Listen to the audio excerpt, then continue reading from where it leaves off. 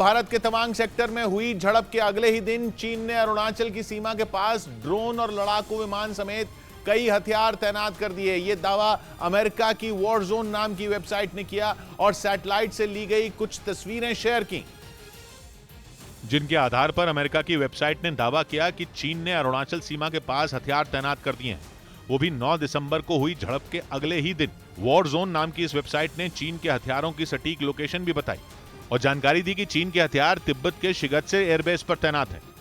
जिसका मतलब ये हुआ कि चीन एलएसी पर अशांति फैलाने का नया प्लान तैयार कर रहा है, क्योंकि शिगत्से एयरबेस पर 10 दिसंबर को उसके लड़ाकू विमान, ड्रोन समेत कई खतरनाक हथियार पहुंच चुके हैं। वैसे तो ये एयरबेस सेना और आम लोगों दोनों के इस्तेमाल के लिए बना है, लेकिन इसका ज्यादातर इस्तेमाल चीन की सेना के लिए होता है, जिसकी सबसे बड़ी वजह है कि इसका एलएसी के पास होना।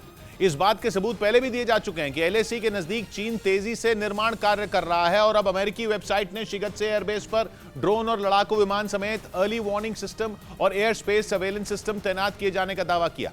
शिगत्से एयरबेस भारतीय सीमा के काफी नजदीक है और तिब्बत के दूसरे सबसे बड़े शहर शिगत्से में बना है। यह एयरबेस 1973 में बना था। 2010 से पहले इसे केवल सेना इस्तेमाल करती थी, लेकिन दुनिया की आंखों में धूल झोंकने के लिए चीन ने उसे आम लोगों के लिए भी खोल दिया।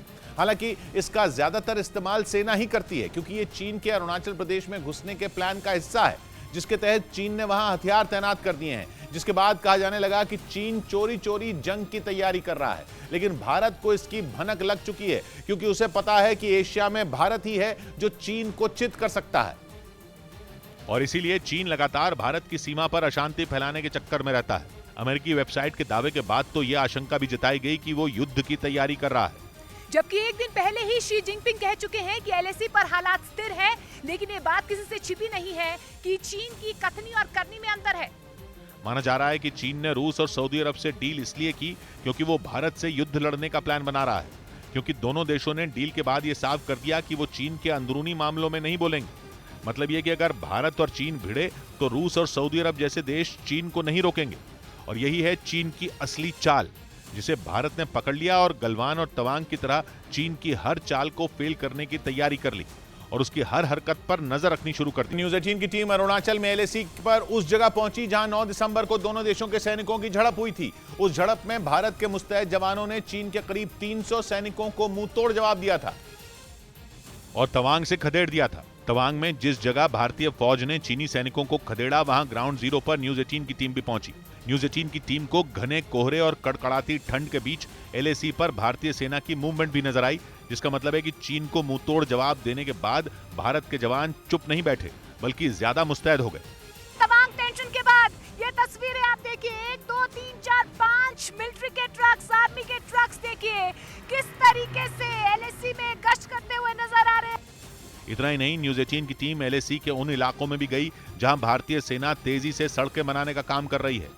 बीआरओ की वजह से रोड कंस्ट्रक्शन देखिए कि किस तरीके से यहाँ पर बढ़ता हुआ नजर आ रहा है। देखिए, ये मैं आपको तस्वीरें कुछ दिखाना चाहूंगी। ये आपको सामने वो रास्ते नजर आ रहे होंगे।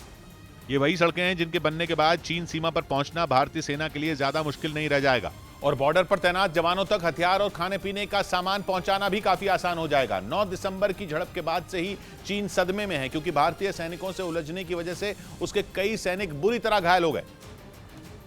इसलिए माना जा रहा है कि चीन दोबारा 9 दिसंबर वाली गलती नहीं दोहराएगा। हालांकि चीन पर भरोसा करना मुश्किल है, इसलिए उसकी किसी भी चाल को नाकाम करने के लिए न केवल तवांग में बल्कि एलएसी से काफी पहले भी भारतीय सेना पूरी तरह डटी हुई है।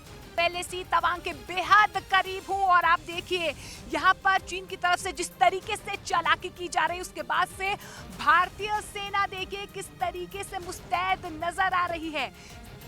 अरुणाचल में एलएसी के कई इलाकों में बर्फबारी हो रही है और तापमान भी काफी कम है। ऐसे में चीन की चालाकी और मौसम की मार के दोहरे अटैक से भारतीय सेना बखूबी लड़ रही है।